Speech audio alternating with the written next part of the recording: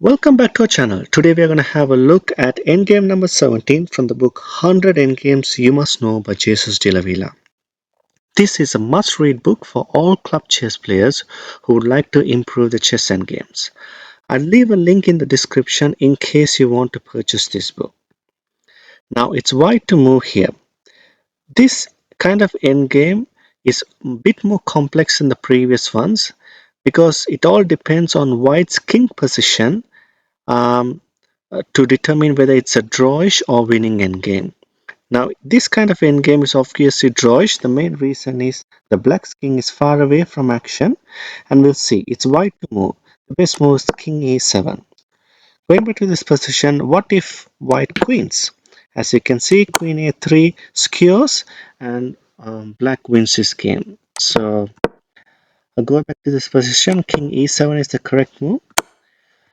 Queen e5, we literally have to bring the king in front of the pawn, which we have discussed in the previous videos. Please look at them to get more detailed analysis.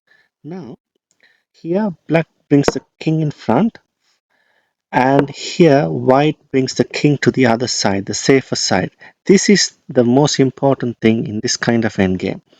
Here black pins the pawn, king g8, king g5. Here black threatens the pawn, king g8, and after queen g6, white does not need to go to the f8 square as in the other examples.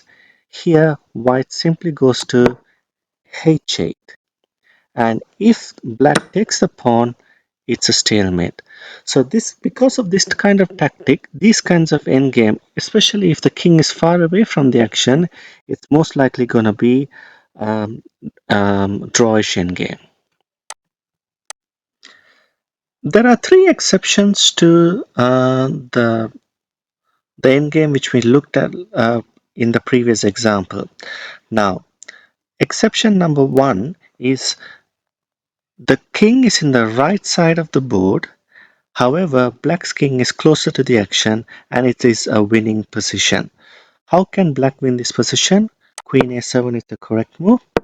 And if white plays king h8, make no mistake, don't take this pawn. If you take this pawn, this is a stalemate. So king g6, and if white promotes to a queen, it's queen h7 is checkmate. Now, going back to this position, what happens if white promotes to a knight? It's still a checkmate. Black's king has to move to h6, knight d7, and it's check. In this position, the white's king is actually in the wrong side of the board. What I mean by wrong side of the board, this h8 square is the correct square.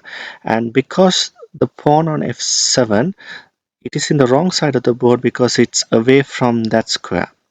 And as a result, if black's king is just two steps away from g6 or d7, and you had to remember these two key squares, g6 and d7. If the black's king is away, just two steps away from any of these two squares, it's a win for black.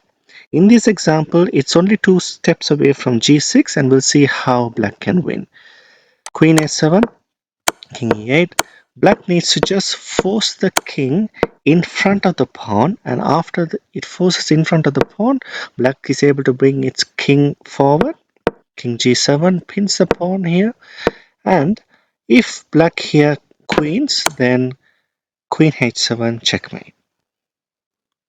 In this example, white's king is in the wrong side of the board, and however black's king is away, just two steps away from d7.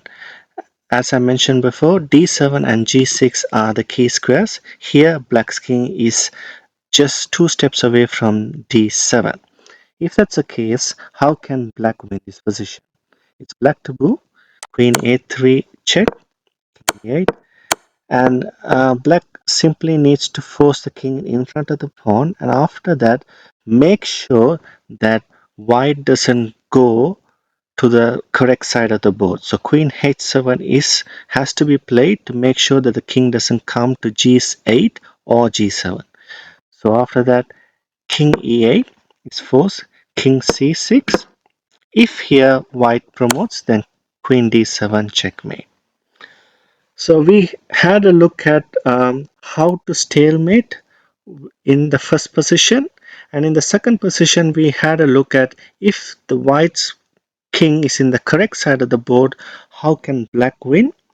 And in the third position we had a look at if the white's king is in the incorrect or the wrong side of the board, how to win if the king is just two squares away from g7. And in this position we had a look, because the king was just two squares away from d7, how to win this kind of position. I hope you enjoyed this video. For more videos like this, please like and subscribe, and it's bye for now.